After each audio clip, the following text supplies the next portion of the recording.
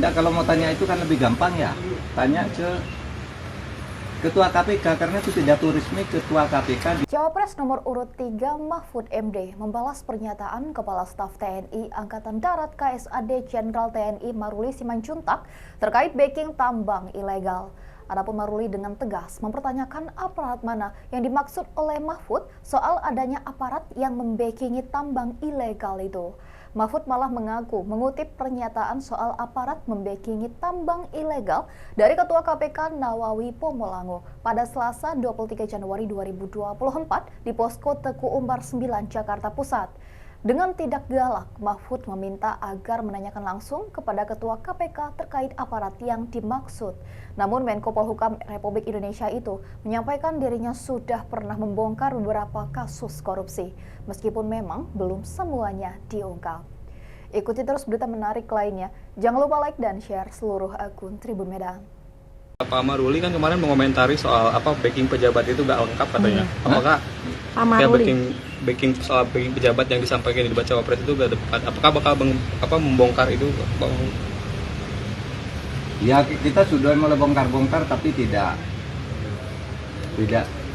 belum semuanya. Enggak, kalau mau tanya itu kan lebih gampang ya. Tanya ke Ketua KPK, karena itu pidato resmi Ketua KPK di dalam acara Paku Integritas, penandatangan kontra integritas kepada calon presiden. Nah, Ketua KPK itu menyatakan di Indonesia banyak mafia-mafia, tambang dan lain-lain itu di backing oleh aparat, ya, pejabat dan seterusnya, sehingga sumber korupsinya di situ. Nah, pidato kedua yang menarik di situ bahwa LHKPN itu harus dijadikan dasar untuk mengangkat dan memberhentikan pejabat. Itu bagus. Artinya orang sebelum menjabat tuh laporkan dulu LHKPN-nya. Misalnya 5 tahun terakhir bener enggak nih LHKPN. Kalau enggak bener enggak boleh jadi pejabat. Nah, nanti kalau sudah menjadi pejabat, misalnya baru 5 bulan kok ketahuan LHKPN-nya ternyata bohong dulu, atau sekarang kok bertambahnya luar biasa di luar profilnya, itu dasar memberhentikan juga. Itu kan bagus ya. Menurut saya itu Ketua KPK lah ya yang teknis-teknis gitu. Izin satu lagi tadi ketinggalan. Ini kan semalam baru ada debat Cawapres, dan salah satu poin yang disampaikan oleh Pak Mahfud terkait dengan tambang ilegal, kenapa kemudian sulit ditangani karena ada backing dari aparat. Meskipun tidak disampaikan apakah aparat itu TNI atau Polri. Nah, dari TNI sendiri melihat ini seperti apa? Aparat bisa juga aparatur sipil ya, belum lengkap itu.